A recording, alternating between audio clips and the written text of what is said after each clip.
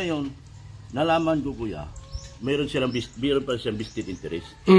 Gusto na niya akong palisin dahil duda, parang narinig ko sa mga bigating sponsor na nagkwento sa akin, kay Mrs. Love, na ang bahay na ito, ibibigay daw niya kay Beyonce. Uy!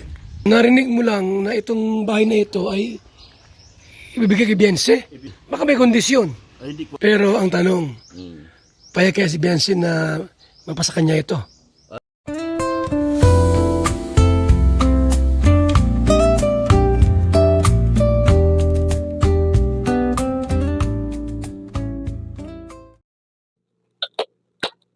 Hello guys, good morning, good afternoon, good evening sa lahat. Welcome to my YouTube channel, Roselski TV. Guys, andito tayo para mag-reaction sa isang vlog ni Kuya Val Santos Matubang. Pero bago ang lahat, pakisuportahan po muna ang ama ng Kalingap, Kuya Val Santos Matubang, Ate Edna Vlogs at Kalingap Rob. Ayan guys, mainit-init pa, mainit-init pa itong vlog ni Kuya Val kay Dr. Love, tungkol dun sa pag-alis niya, dun sa kanyang bahay sa Taisan, guys.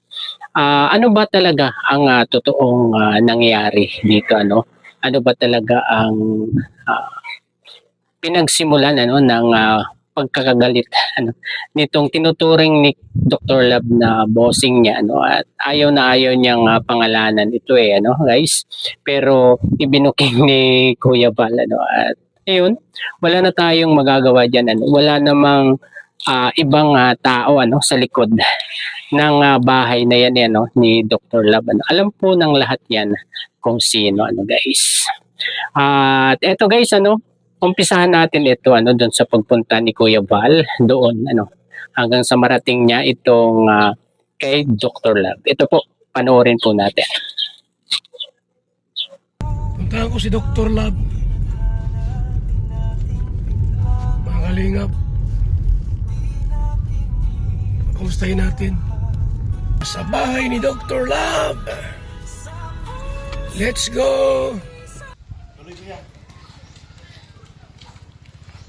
So, Nalaman ko, ilang araw na lang ako dito kuya. mahalis ka na dito? Maalis na ako. Bakit pinalayas ka na? Pinalayas na ako. Hindi naman ako pwedeng lumayas agad kuya kasi may bata akong nag-aaral. Oh, So kailangan ko patapusin mo na yung bata. sinong bata? Yung sila din nagpakuha sa akin yan. Sinong sila? Si Kulaong. Kulaong. Kulaong, yung amo ko, si Kulaong. Si Leo? Ayaw ko pangalanan kuya. Boss Leo? Oo.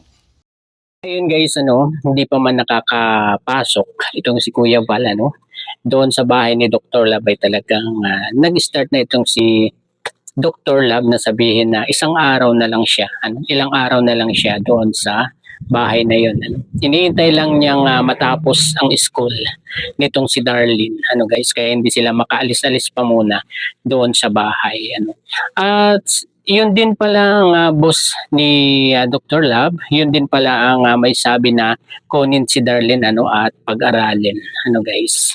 Grabe, napakasayang ng samahan nitong si sinasabi ni Dr. Love na ito na Kulaong, guys. At alam natin kung sino na yung taong yan, di ba? At ayun, nagkwento na itong si Dr. Love kay Kuya Val, At ito po, idiretso na po natin. Pamilya niyan. Sinong titira dito? Wala na kuya. Ito kasi ang hinihingi ko nga sana sa kanya, ibalik niya sa akin yung mga effort na at pagod ko dito sa bahay na ito Mga pamerienda, akin lahat to. Mga pagod ko sa pagbibili ng mga materialis. Hindi na magpa-vlog ako, unahin ko pa itong bahay. Kung sabihin sa'yo na nakinabang ka naman yan, tinirahan mo naman yan. Tinirahan ko to kuya, pero kalbaryo ang inabot ko rito. Dahil kung tutusin, yung pagtira niya, kulang pa yun sa mga pang-alipusta niya sa pagkatao ko. Yung mga sinasabi, hindi kayang kainin. Hindi kayang kainin ng tao kuya. Kahit sino kuya, hindi kayang kainin. Talagang grabe talaga. Sobrang sakit ginagawa niya sa akin. Dahil ang totoo kuya, ang bahay na ito, kanya yung lupa. Mm. Pero ang totoo, ang property nakapangalan sa akin. Itong bahay nakapangalan sa'yo. Opo, property. Real property. Ako nagbayad ng nakapangalan sa akin yung tax. Yung lote sa kanya. Kanya ang lote. Ibig sabihin, nakapangalan sa kanya? Hindi din. Nakapangalan ito sa pamangkin niya. Ako lahat ng import nito, maliligo yan. Ako lahat ng import nito. Lahat ng import at pagod ko, pagkasikaso ng mga lupa na ito, pagkasikaso nito, bahay na ito, mga materialis nito, ako lahat ng import. Libre na lang lahat sa kanya yon. Para patunayan. Sa simula, anong usapan niyo talaga? Hati nga. Hati? Anong hati? Hati kami. Sa lupa pa lang, hati na kami kasi nag-aaway na kami noon eh. Eh, sabi niya, ako magpatayo, hati tayo, ako magpatayo, ako gagawin. So dapat kung palisin ka niya, dapat bibigyan ka ng pera. Dahil siyempre kung hati kayo, Di ko naman hinahabol yung kuya, ang hinahabol ko lang yung pagod at effort ko eh. Yung inaano, kung hindi siya sumunod sa usapan namin, wala namang problema sa akin yan. so anong mga kondisyones na ilalatag mo? Halimbawa, pag nagtanong sa'yo si yung boss mo, Dr. Lab, sige umalis ka dyan, anong kailangan mong kunin, kapalit? Wala akong, ang akin lang kuya, yung effort at pagod ko dito sa pagtayo ng bahay na ito, yun ang gusto ko ibalik niya. Oo nga, magkano yon? Dahil hindi siya marunong magkwinta, nahuli ko talaga siya sa bandang huli. Nung inalis ko na yung mga pera ko sa pera ko, pera niya sa pera ko, yung GCash, nahuli ko na nagkwinta siya kuya, sobra-sobra talaga. Kunyari, ang huli namin kwintahan dito sa tubig, ang pera niya natira sa akin more than 150,000. Binawas namin yung nagastos lahat, umabot ng 110,000. Sabi niya, ang pera niya sa akin, magkano na lang tira sa kanya? Nasa 40 na lang mahigit. Ang sabi niya sa akin, ang pera niya sa akin, 100 Gs. Sabing ganun. Huli ko siya. Sabi ko, huli ko talaga. Dahil noong mga panahon na ginawa ito, kuya, ang pera namin dalawang magkasama. At siya lang nagkikwinta. Yun nga, kung sakaling halimbawa, Nagsubra siya sa... pinaalis ka dito, at siyempre babayaran ka niyan. Magkano dapat ang ibigay sa'yo? Para alam niya. Ang nabuno ko rito sa bahay na ito, dahil sa sobra niyang puro mali, siya na gusto magkwinta eh. Dari, mag-order kami sa hardware ngayong araw na ito, 50 mil. Nagdagdag yung foreman kinabukasan ng another 50 mil. Hindi niya babayaran yung pangalawa. Yung ganun? Hindi niya babayaran. So abunuhan mo yun? Abunuhan ko yun. At di na niya talaga yung utak niya, nakapokus lang talaga doon sa kung ano yung nakuha ngayong araw na ito. Yung pangalawang araw, hindi na niya binabawas. Suma total, magkano ang naabuno mo rito, Dr. Lab? Sa aking pagpalagay talaga, nasa 300,000. Kasi ang pera 300,000. ko talaga, nandyan sa akin ang series of ano ko, yung Plus yung effort mo, yung pagod mo. pagod ko, effort ko, yung pagpagawa nito, pagod ko. Pangalawa, yung bahay na rin din, hindi maging bahayan. Yan. Hindi ako nag-manage niya. Yun. Kwintahin niya yung unang umpisa hanggat sa matapos. Yun lang ang hinihingi ko. Di ko na siya habulin, pero di ko na siya habulin kung ano mang gusto niya mangyari dito sa bahay nito. Ibalik niya lahat ang pagod at effort at pagod ko. Yun lang hinihingi ko. Mga kalating milyon. Maabot sobra. Sobra. Di talaga kalahati na lang. Ilang buwan na yung karitsin, ilang buwan din ito, 6 months to. Yan, 5 months. Paano kung hindi niya maibigay yung kalating milyon? Hindi ko alam anong gusto niya. Pero aalis ako rito. Pero ang bahay nito sa pag-alis ko mabubulok. Walang pwedeng tumira? Walang pwedeng tumira dahil ang nakapangalan dito sa real property tax, ako. Pero pagka binigay yung hinihingi mo, Babalik ko yung gusto niya. okay na kayo? Okay na. Ayun. Bakit tumantong sa gano'n na nagkakagulo-gulo kayo? Nagkaaway kayo? Nung una pa naman kuya, masakit na siyang manalita na pagbibintangan ako magnanakaw, doon ako galit na galit. Yung minumura ako araw-araw. Magnanakaw, minumura ako, wala akong peace of mind dito. Anong batayan niya, basihan, ba't sinabi magnanakaw ka? Yung mga bawas namin ng kuya, nyari, nagbawas ako sa GCash, ibibigay ko sa kanya yung ano, tapos bibigay ko yung kwintada, itong huli na ha, itong huli. Ibibigay, itong pagbawa sa bahay ni Redzane.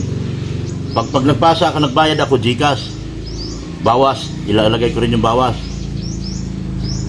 Pinagbibintangan ako, nanakawan ko siya ng pera. Yung pera niya, sakto nasa sunod-sunod dyan. Sinisiraan ka pala niyan. Matindi paninira niya sa akin. Grabe, kung sa punta man kami sa hindi maganda kuya, malaking labang ko sa kanya. Dahil ang lahat ng text niya sa aking kuya na paninira at pagmumura at pag-ano na magnanakaw ako, nasa akin. Hindi ko siya nire-record. Nakasave lahat yun. Nakasave lahat sa cellphone ko. Lahat. So ang tanging solusyon lang para kayo ay magkaayos, bayaran ka niya. Bayaran niya ako. Kasi sumira siya sa usapan. Ang pinakamatindi nito kuya, nung mga bandang October, kinuhanan ito na pumunta rito yung assessor's office ng Basod. Sabi ng assessor's office ng Basod, hindi ito ipangalan sa mga taong wala rito.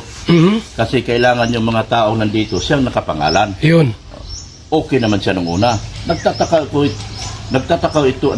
ako itong bandang February, ginigipit na niya ako at palitan ko rin yung pangalan.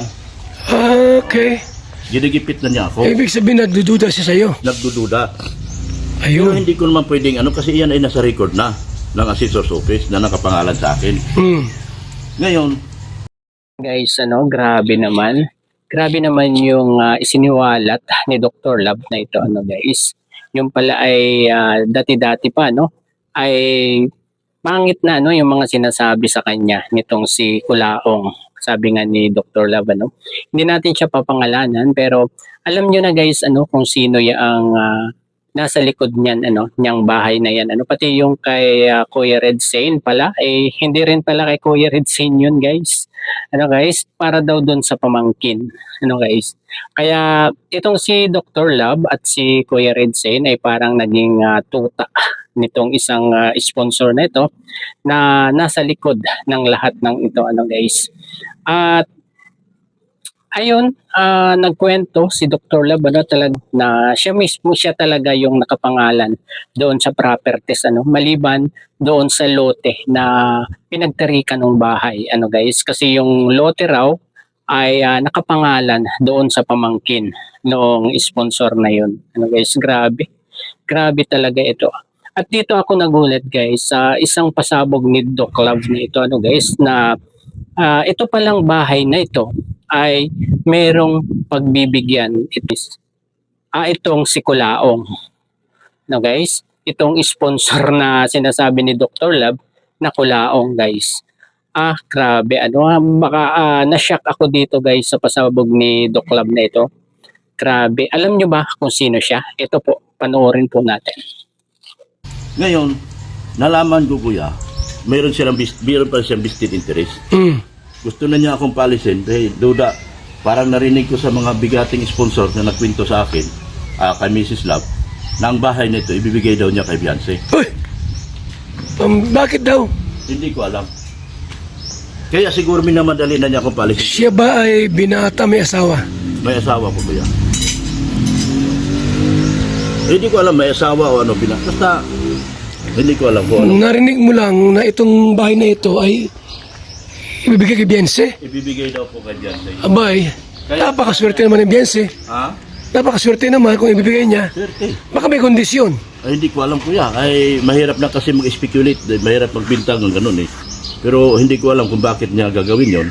May namadali niya kung palayasin sa kabila na naging usapan namin sa verbal na hati kami. Pero ang tanong, payag kaya si Beyonce na mapasa kanya ito? Ay, hindi ko alam kuya. Ay, Sa tingin ko hindi papayag yun. hindi naman siguro papayag dahil May bahay na yun. may bahay na si Beyonce. Maganda ang bahay. Pinaganda ko pa yung kwarto. Pinaganda mo pa yung kwarto. Pambihira Wala naman. yun ang narinig ko na ang palabasin niya talaga ang parang palayasin na ako dahil baka ibigay na nga kay Beyonce yung bahay na ito So walang problema kung ibibigay niya. Kahit kanino. kahit kanino. Basta yung hinihingi mo, ang ibigay niya, ibalik. Niya. Yun. ayun guys, talagang nagulat ako. Although napakinggan lang niya sa sabi niya, napakinggan lang niya sa ibang big sponsor na yun ang plano ni Kulaong ni Mr. Sponsor na ito, na ibibigay pala kay Lady Bianci natin. Kaya ang tanong ni Kuya Val ay kung tatanggapin ba ni Bianci yan. Wari ko ay pareho kami niyang ni Kuya Val na hindi yan tatanggapin ni Bianci. Guys, lalo't ganyan yung nangyari. Guys. At malay natin kapag tinanggap ni Lady Bianci yan, anong kapalit? Guys. Ginawa niya kang kay Dr. Love ito, ganito, di ba? At sigurado kapag tinanggap ni Lady Bianci yan, siguradong hihingi ng kapalit din yan, di ba? Pero wag muna tayong conclude na iyan nga ang mga nangyari dyan, guys.